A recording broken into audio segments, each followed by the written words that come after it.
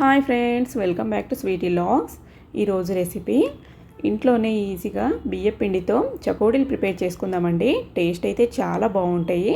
పిల్లలకి ఈ విధంగా హెల్తీగా ఈవినింగ్ స్నాక్స్ లాగా కానీ స్కూల్ నుంచి రాగానే కానీ చేసి పెడితే చాలా బాగా తింటారండి. టేస్టీగా చాలా బాగుంటాయి. ఈ రెసిపీ నచ్చినట్లయితే లైక్ చేయండి, షేర్ చేయండి. ఇలాంటి రెసిపీస్ కోసం మా ఛానల్ని సబ్స్క్రైబ్ చేసుకోండి.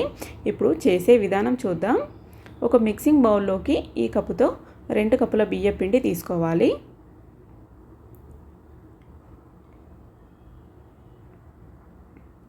ఇప్పుడు 1 కప్పు శనగపిండి తీసుకోవాలి. ఇందులోకి మన రుచికి సరిపడా సాల్ట్ వేసుకోవాలి. అలాగే కారం, టేస్ట్కి సరిపడా కారం, అలాగే కొద్దిగా పసుపు, 1 టీ స్పూన్ తెల్ల నువ్వులు, 1/2 టీ స్పూన్ జీలకర్ర, 1/2 టీ స్పూన్ వాము ఈ విధంగా యాడ్ చేసుకొని మనము కాచి చల్లార్చి పెట్టుకున్న 1 టేబుల్ స్పూన్ ఆయిల్ యాడ్ చేసుకోవాలి. ఈ ఆయిల్ ప్లేస్లో బటర్ కానీ నెయ్యి కానీ యాడ్ చేసుకోవచ్చండి, మీ ఇష్టం అది. ఈ విధంగా ఆయిల్ బాగా మిక్స్ అయ్యేలాగా పిండికి కలుపుకోవాలి.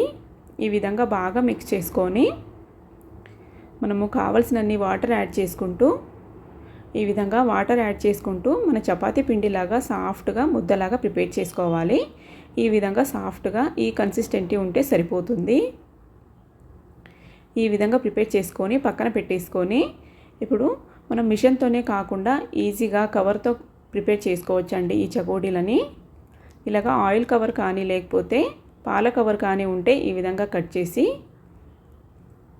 మనం ఇక్కడ పిండి వేయడానికి ఈ విధంగా కట్ చేసుకొని ఒక కార్నర్లో మనకి చకోడీలు ఏ సైజులో కావాలి అంటే ఆ సైజులో అన్నట్టు ఒక మూలలో కట్ చేసుకోవాలి. ఈ విధంగా కట్ చేసుకొని చేతికి ఆయిల్ అప్లై చేసుకొని మనం పిండి ముద్దని మనకి కావాల్సిన సైజులో తీసుకొని ఆ కవర్లో వేసేసి ఈ విధంగా చకోడీలాగా చుట్టుకోవాలి. మనకి ఎంత సైజు కావాలంటే ఆ సైజులో చుట్టుకోవచ్చండి. మనకు కావాల్సిన డిజైన్లో చుట్టుకోవచ్చు.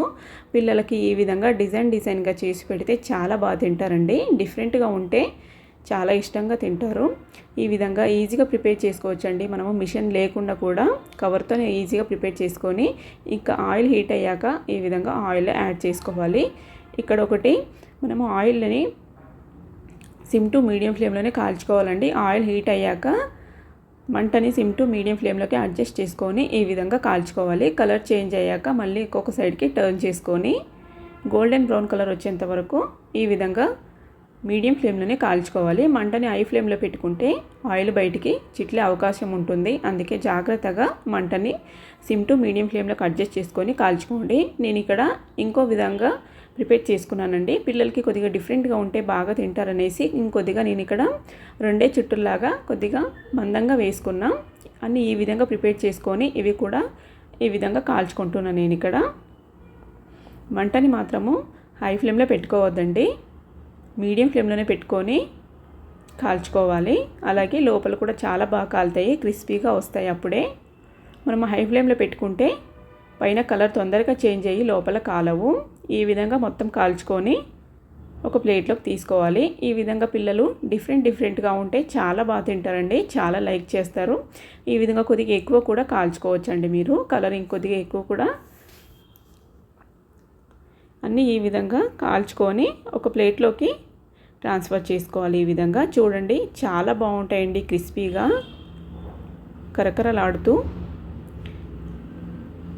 మీరు ఈ విధానంగా కనుక ఈ టిప్స్ ఫాలో అవుతూ కనుక చేసుకుంటే ఈజీగా ప్రిపేర్ చేసుకోవచ్చు. రాని వాళ్ళు కూడా ఈజీగా ప్రిపేర్ చేసుకోవచ్చు అండి. చాలా బాగా వస్తాయి. చూడండి ఎంత బాగున్నాయి, కలర్ కూడా చాలా బాగా వచ్చినాయి.